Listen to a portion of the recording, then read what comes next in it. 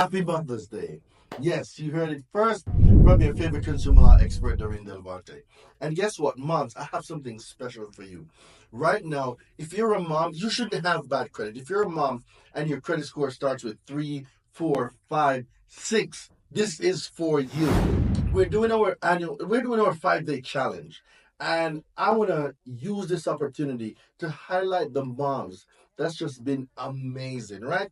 So the tickets are buy one, bring a mom for free. So there's absolutely no reason why any mom should have bad credit. You've been busy holding down the household, you've been busy taking care of the kids, you've been busy putting everything together, mom. And I want to say, I appreciate y'all so much. As y'all been so busy taking care of everything else, stuff like late payments fall through the cracks, that student loan, that collection, that medical collection. I know what it is. I know. I know what you guys are going through. And I'm here to tell you that having bad credit is not your reality. I'm here to tell you that bad credit is a thing of the past. Join me for 5 days. Remember, buy one, bring a mom for free.